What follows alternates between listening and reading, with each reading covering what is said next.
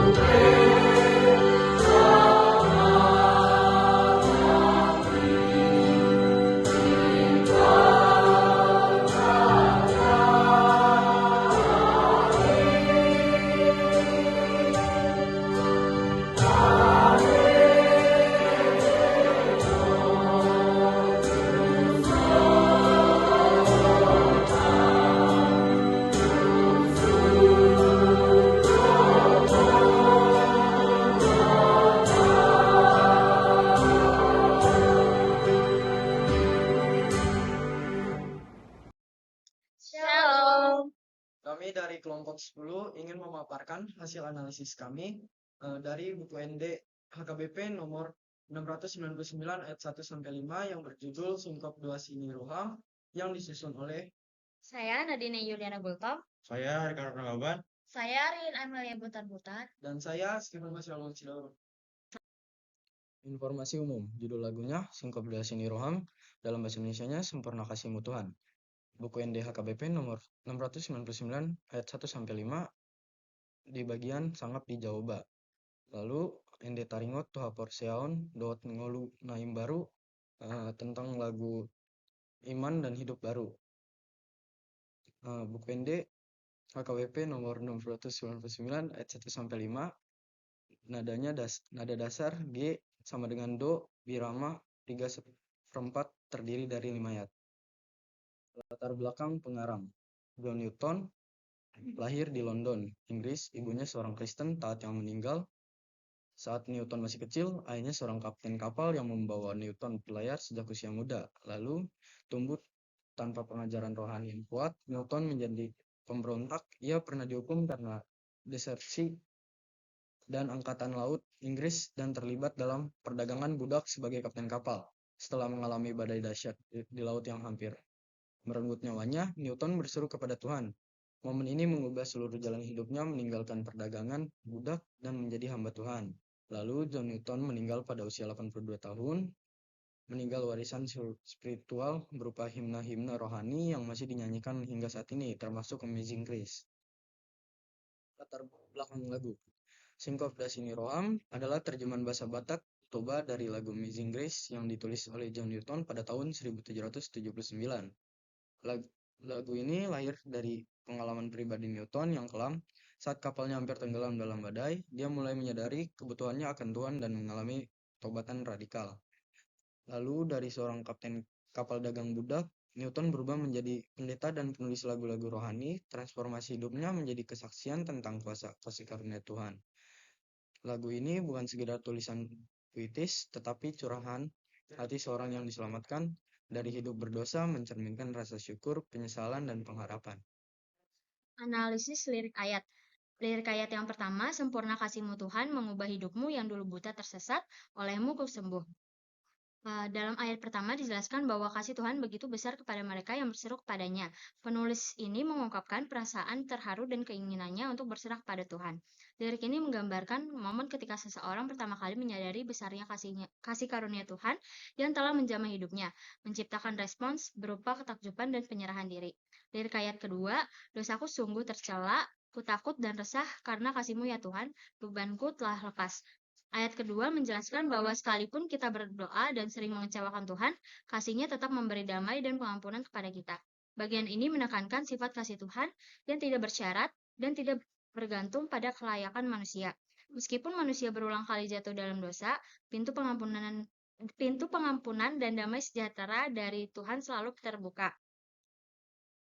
Ayat ketiga, di jalan kehidupanku terancam jiwaku, anugerah pertolongan-Mu, selamatkan jiwaku. Saat jalan hidup terasa berat dan nyawa terancam, pertolongan Tuhan memberikan keterangan.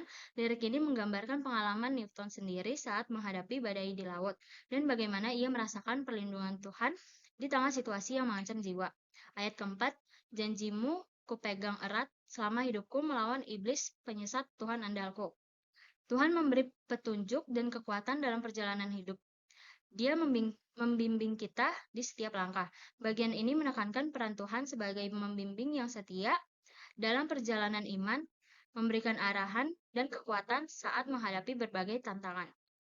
Ayat kelima, walaupun hancur tubuhku, di dalam kuburku, ku bangkit oleh kasih-Mu ke surga dengan-Mu.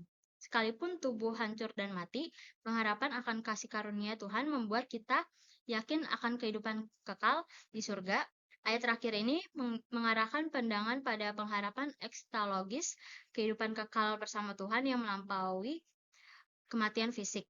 Ketiga ayat ini menggambarkan perjalanan iman yang lengkap dari masa kesulitan melalui bimbingan ilahi hingga pengharapan kekal. Analisis teologis, ayat-ayat Alkitab relevan. Lagu ini memiliki fondasi teologis yang kuat, tercermin dalam berbagai ayat Alkitab. Efesus 2 ayat 8-9 berbicara tentang keselamatan yang murni berasal dari kasih karunia Allah. Lukas 15 ayat 24 menggambarkan pertobatan dan penerimaan kembali oleh Allah. 1 Timotius 1 ayat 15-16 menekankan kesadaran akan dosa dan besarnya kasih Kristus. Yesaya 42 ayat 7 menunjukkan misi Mesias untuk memulihkan dan membebaskan. Mazmur 23 ayat 4 berbicara tentang penyertaan Tuhan dalam pendirian. Yohanes 9 ayat 25 menggambarkan perubahan radikal setelah bertemu Yesus, dan Roma 5 ayat 8 menekankan kasih Allah yang tidak bersyarat. Analisis liturgis lagu. Lirik yang berbicara tentang hilang dan ditemukan kembali. Sangat tepat untuk bagian ibadah yang mengajak umat mengakui dosa dan menerima anugerah Tuhan.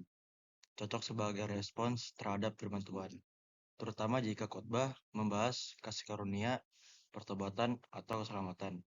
Lirik yang sangat pengharapan dan kekuatan rohani bisa menjadi pengingat akan kasih Tuhan dan terus menyertai umatnya. Lagu ini tercatat dalam buku Enda KBP nomor 699 dan termasuk dalam kategori lagu-lagu rohani tentang kasih karunia dan keselamatan. Lagu ini memiliki fleksibilitas tinggi dalam tata ibadah. Dapat dinyanyikan dalam beberapa bagian ibadah minggu atau ibadah lainnya.